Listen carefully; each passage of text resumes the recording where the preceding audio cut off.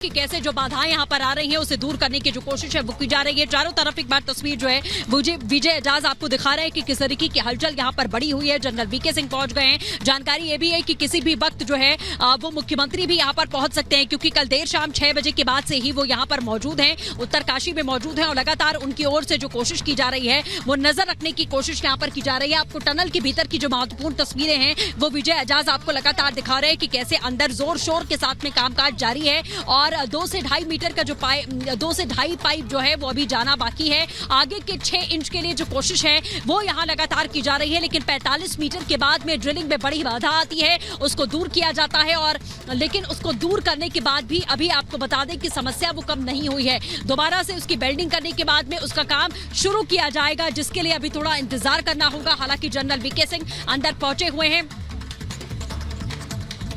बिल्कुल देखिए अभी स्पॉट पर नहीं, लेकिन वहां से निकले होंगे मुख्यमंत्री पुष्कर सिंह धामी और कुछ ही देर में यहां स्पॉट पर पहुंच जाएंगे। वो तस्वीरें भी निकल कर आपको बता दें कि उत्तरकाशी में कल देर शाम तक वो यहां पर मौजूद रहे और कुछ ही देर में टनल स्पॉट पर आप मुख्यमंत्री पुष्कर सिंह धामी को देख पाएंगे। ये तस्वीरें उनकी इस वक्त हम आपको दिखा रहे हैं कि वो निकल चुके हैं और किसी भी वक्त आप देख सकते हैं कि उन्होंने लैंड किया है और लैंड करने के बाद में थोड़ी ही देर में वो यहाँ पर यानी कि टनल स्पॉट पर पहुंच जाएंगे और मात्र 5 से 7 मिनट का समय उन्हें यहाँ लगने वाला है जब वो यहाँ पर पहुंचेंगे। जैसे जनरल वीके सिंह पहुंचे हुए हैं और अधिकारियों से लगातार उनकी ओर से बातचीत की जा रही है। अधिकारी उनसे बातचीत कर रहे हैं और समझने की वहां पर भी कोशिश उनकी ओर से की जा रही है। तो थोड़ी ही देर के बाद में मुख्यमंत्री पुष्कर सिंह धामी जो है वो टनल स्पॉट पर होंगे और उसके बाद ये बहुत हद तक मुमकिन है कि जनरल वीके सिंह और सीएम पुष्कर सिंह धामी और जितने अधिकारी हैं वो सभी एक प्रेस ब्रीफ भी इस दौरे के बाद में करेंगे और स्थिति बताएंगे कि आखिरकार क्या सिचुएशन है, किस तरीके के हालात हैं, क्यों काम में देरी आ रही है, कहां पर बाधा आ रही है, कहां पर अड़चन आ रही है। ये सब कुछ जो है डिटेल में बताने की कोशिश की जाएगी। हम भी उनसे सवाल पूछेंगे। जाहिर है कि आखिरकार कितना और वक्त इस ऑपरेशन में लगने वाला है, क्योंकि कल देर शाम से ही खबरें यहां पर सामने आई कि अड़चन जो है वो यहाँ पर आई और उसके बाद से काम को रोका गया।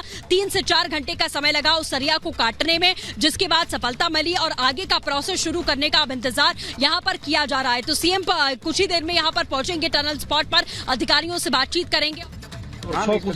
41 के 41 श्रमिकों की रेस्क्यू की जाए और उन्हें उनके घर तक पहुंचाया जा सके।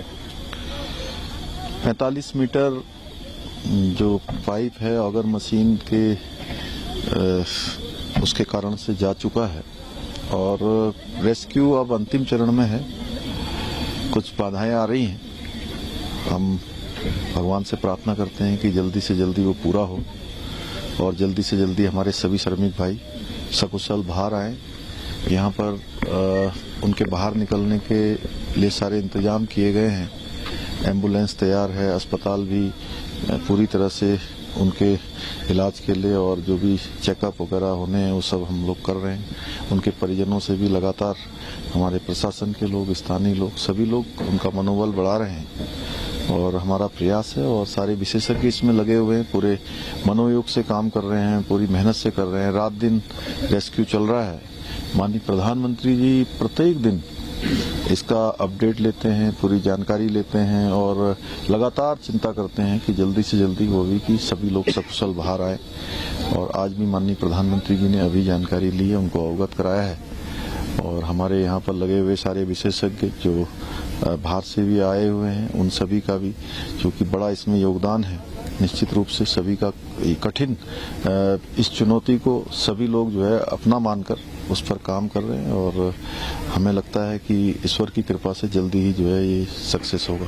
सर, जितनी एजेंसियां काम में लगी है सब में कोऑर्डिनेशन, समन्वय जबरदस्त है, जिस वजह से काम जो भी जटिलताएं आती है उसे दूर कर लिया जाता है और ये भारत के लिए एक सफलता के तौर पर गिना जाएगा जब ये सभी 41 मजदूर इतनी कठिन सुरंग से निकल कर बाहर आएंगे।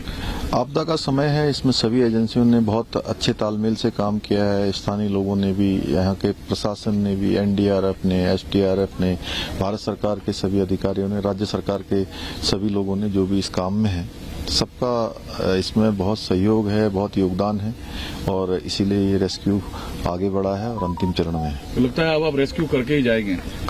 ईश्वर की कृपा से जल्दी होना चाहिए। Thank you sir. छोड़ दो।